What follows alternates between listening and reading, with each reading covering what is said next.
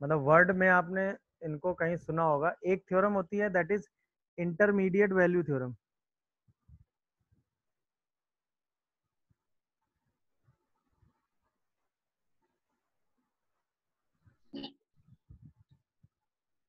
मैं मतलब थ्योरम के नाम पे नहीं जा रहा हूँ, मैं आपको थ्योरम समझा रहा हूँ।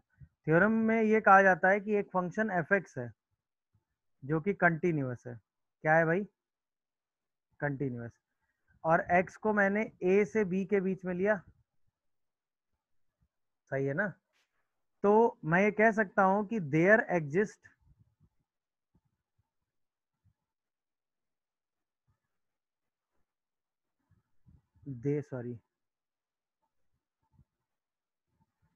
There exist a value c in between a to b such that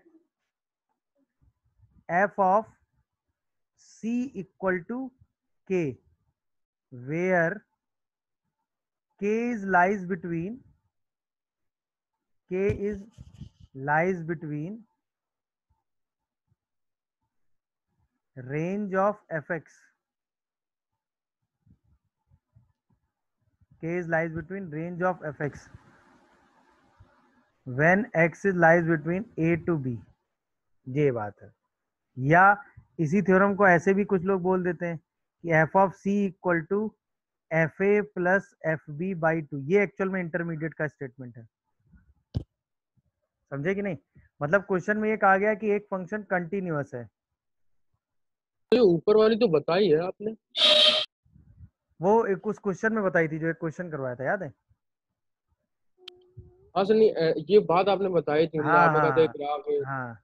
ये वो जो एक क्वेश्चन आया था लिमिट में, तब ये बात बताई थी, मुझे भी याद है, बट फिर से मैंने रिवाइज करा दी कंटिन्यूटी से रिलेट करके। जैसे ये फंक्शन कंटिन्यूअस है, ए और बी पे इसकी कुछ ना कुछ वैल्यू सपोज आ रही है, सही है? तो बीच में हमेशा एक पॉइंट ऐसा जरूर एग्जिस्ट करेगा जिसकी वैल्यू इसकी रेंज के बीच में लाई करेगी। या मैं ऐसे कहूं एफ ए और एफ बी का जो सम होगा उसका बाई टू करने पर जो वैल्यू आ रही होगी वो जरूर रिपीट कर रही होगी। ये है स्टेटमेंट। ये स्टेटमेंट इंटरमीडिएट का है कि F A plus F B by two. अच्छा, ये स्टेटमेंट और स्पेसिफिक है कि अगर एक फंक्शन मोनोटोनिक है और कंटिन्यूअस है तो या तो वो इंक्रीजिंग होगा या वो डिक्रीजिंग होगा। तो F A plus F B by two एक पॉइंट जरूर एग्जिस्ट करेगा। ये समझे कि नहीं? अगर ये मोनोटोनिक फंक्शन होता तो ए और बी पर जो इसकी वैल्यू आ रही होती एफ ए और एफ बी, उसमें बीच में एक पॉइंट जरूर एग्जिस्ट करता सी। मेरी बात समझ रहे हो कि नहीं? अरे बोलो, ये बात समझ रहे हो कि नहीं? तो बट अगर ये फंक्शन इंक्रीजिंग डिक्रीजिंग कुछ भी है तो रेंज के बीच में जो वैल्यू आ रही है उसके बीच की कोई ना कोई एक वैल्यू पर तो हमें सी मिलेगा ही ना, कम से कम। हाँ सर। एक से ज्यादा भी एग्जिस्ट कर सकते हैं, वो फंक्शन की किस पे डिपेंड करता है? मैक्सिमा और मिनिमा वाली कंडीशन पे। बट अगर फंक्शन कंटिन्यूअस है तो ऐसा जरूर होगा। क्या ये बात समझ पा रहे हो? Yes sir. यही होता है। अच्छा, इसी थ्योरम को यूज करते हुए आपने एक रिजल्ट पढ़ा होगा, मैं बताऊं कौन सा? आपने पढ़ा होगा कि अगर एक फंक्शन कंटिन्यूअस है, F X is continuous function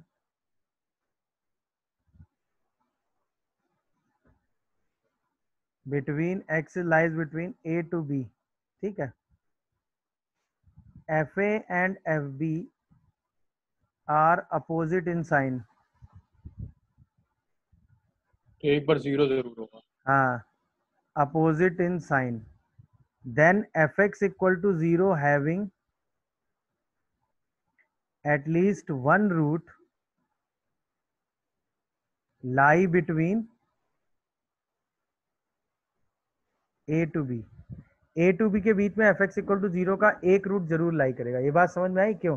same logic है भाई। अगर a से b के बीच में फंक्शन कंटिन्यूअस है और a और b अपोजिट साइन के हैं तो a से b में फंक्शन जाएगा तो ना, तो कभी ना कभी एक ऐसा पॉइंट जरूर लेगा जहां पे उनके बीच की एक वैल्यू लेगा। भाई एफ ए यस और F sir. B opposite sign है तो बीच में जीरो आएगा ही आएगा। तो वही एफ एक्स इक्वल टू के बराबर कम से कम एक वैल्यू तो आएगी ना। यस ये सर। ये इसी कॉन्सेप्ट का एक्सटेंशन है जो आपने क्वाड्रेटिक के टाइम पे पढ़ा होगा, याद आया आपको? हाँ हाँ सर। ये इसी कॉन्सेप्ट का एक्सटेंशन है। समझ में आया? ब्रॉडर वे में कॉन्सेप्ट ये वाला है कि एफ एक्स इक्वल टू के इसकी रेंज में कहीं ना कहीं इसके बराबर जरूर होता है। ए से बी में अगर कंटिन्यूअस फंक्शन है और उसकी रेंज है तो वो कभी ना कभी वो के वैल्यू जरूर लेगा। ये बात, मेरी बात समझ पाए कि नहीं? हाँ सर।